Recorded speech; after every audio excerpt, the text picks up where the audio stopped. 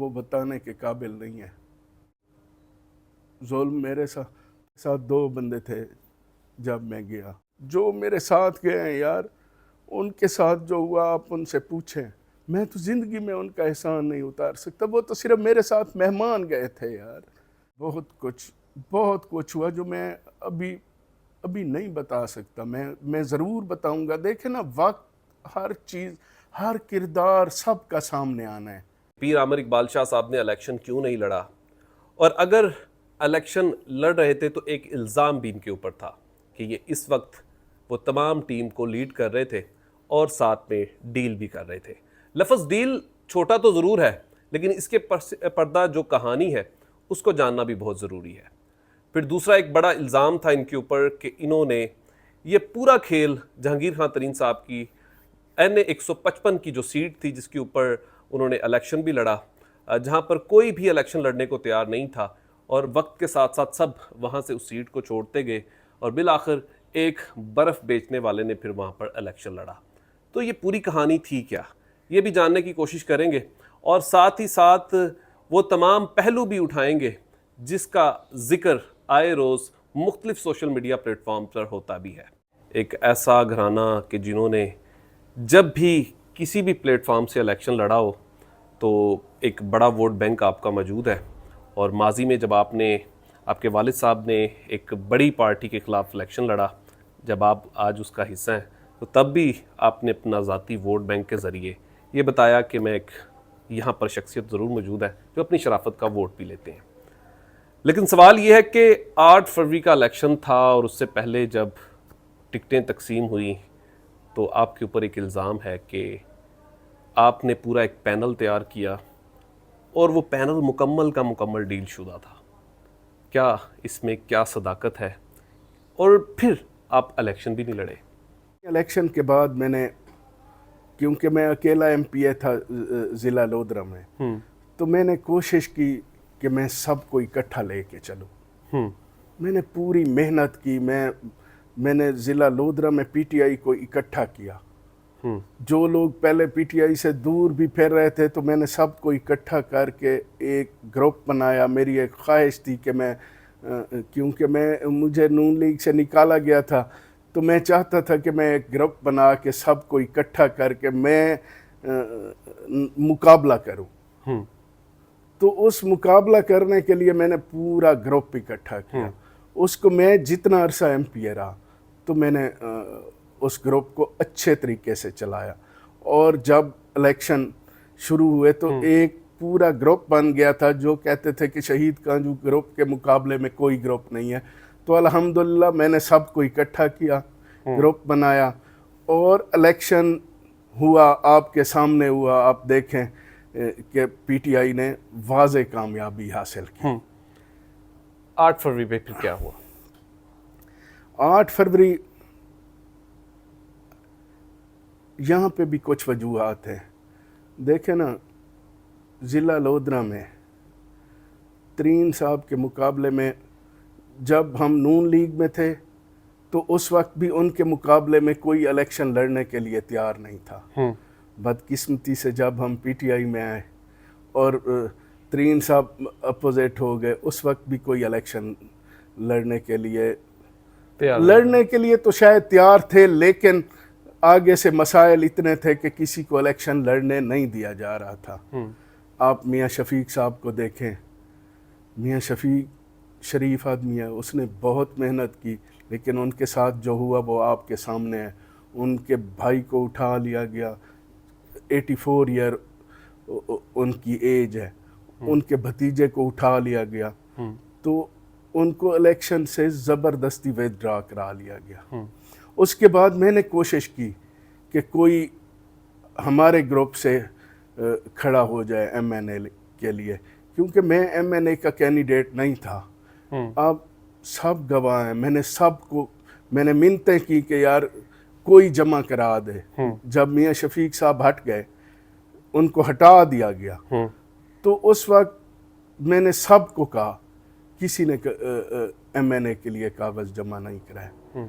फिर भी पार्टी ने मुझे कहा میں نے کاغذات MNA کے بھی جمع کرا آپ کے والد دیے، صاحب نے جمع میرے والد صاحب نے بھی جمع کرا دی اور میں نے بھی جمع کرائے تھے، ہم دونوں نے کرائے تھے۔ پھر ایسا کیا ہوا کہ وڈرا کرنا پڑا آپ کو؟ وہ آپ کو پتہ ہے اب ریاست کے ساتھ تو کسی کا مقابلہ نہیں ہے، میں کیسے مقابلہ، میں وہ واحد آدمی تھا جو جس نے کوشش کی، کھڑا رہا۔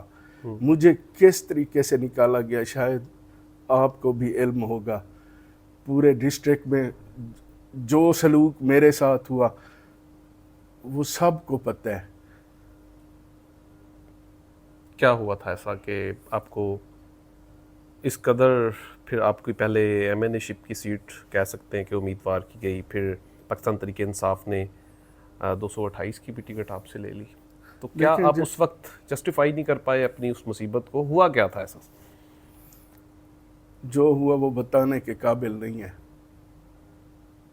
جو ظلم میرے ساتھ، میں تو آج تک میرے اوپر کتنے مقدمے ہیں، ذرا ریکارڈ اٹھا کے دیکھو، میں تو ڈیلی عدالتوں کی پیشیاں بھگت رہا ہوں۔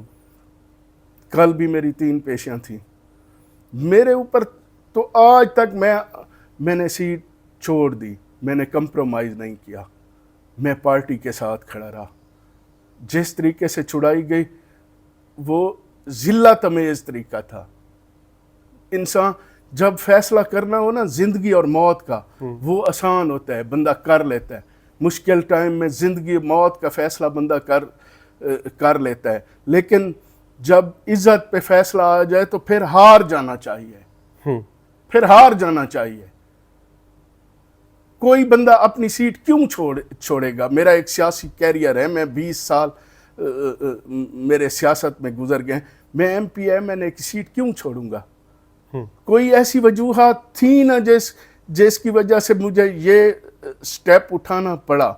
میں اکیلا، میں کیسے ریاست کا مقابلہ میں کیسے کر سکتا تھا؟ ویسے اختر خان صاحب نے یہ بات کہی کہ آپ کے ساتھ بڑا ظلم ہوا، وہ کیا ظلم تھا ایسا کہ پہلے آپ نے MNA شپ چھوڑی اور اس کے بعد پاکستان تحریک انصاف نے آپ کی ٹکٹ واپس لے لی؟ مجھے یہ امید نہیں تھی کہ PTI مجھ سے ٹکٹ واپس لے گی۔ دیکھیں نا، ہم لوگوں نے قربانیاں دی تھی، ہم نے گروپ اس لیے نہیں کھڑا کیا تھا کہ ہمیں ہی نکال دیا جائے، کوئی وجہ تھی نا، کیوں ہمیں نکال دیا گیا؟ آپ کے ساتھ کہا جاتا ہے کہ اور آپ کے ساتھیوں کے ساتھ بڑا ظلم بھی ہوا ہے۔ دیکھیں، میرے ساتھ 2 بندے تھے جب میں گیا، وہ میرے ساتھ تو ظاہری بات ہے میں کینڈیڈیٹ تھا، ہونا تھا۔ جو میرے ساتھ گئے ہیں یار، ان کے ساتھ جو ہوا آپ ان سے پوچھیں، میں تو زندگی میں ان کا احسان نہیں اتار سکتا، وہ تو صرف میرے ساتھ مہمان گئے تھے یار، کیا کچھ ہوا وہ بتانے کے قابل نہیں ہے۔ سنا ہے آپ کو آپ کی چیزیں دکھا کر کہا گیا کہ یہ سب کچھ ہو جائے گا ورنہ آپ NA 155 کو وڈرا کر دیں، اور یہ راز لاسٹ انٹرویو میں جو ابھی ریلیز نہیں ہم کر پائے، اس کے اندر اختر خان صاحب نے اس کا انکشاف بھی کیا ہے۔ سب کو پتہ ہے میرے ساتھ جو ہوا ہے، اختر خان صاحب کو نہیں، سب کو پتہ ہے۔ تو پھر یہ چپ کیوں تھے سب؟ اب میں کیا کہہ سکتا ہوں، یہی المیہ ہے۔ PTI میں اگر کسی ایک کے ساتھ کچھ ہوتا ہے تو باقی سارے چپ ہو جاتے ہیں۔ دیکھیں نا، ایک بندہ ہمت کرتا ہے، ایک بندہ محنت کرتا ہے اس مقام تک پہنچنے کے لیے۔ آخر میرا سیاسی کیریئر ہے، 20 سال میں نے سیاست میں گزارے، میں اس مقام تک پہنچا ہوں، اس میں میری کچھ نہ کچھ محنت تو ہوگی نا۔ بندہ اتنی محنت کر کے یار اپنا کیریئر کیوں چھوڑے گا؟ کوئی ڈیل کر کے چھوڑ دے گا یار؟ آپ کے والد صاحب کو بھی پکڑنے کی دھمکی دی گئی تھی اس وقت؟ یار بہت کچھ ہوا جو میں ابھی نہیں بتا سکتا، میں ضرور بتاؤں گا۔ دیکھیں نا، وقت ہر کردار سب کا سامنے آنا ہے، سب کا کردار سامنے آنا ہے وقت کے ساتھ ساتھ.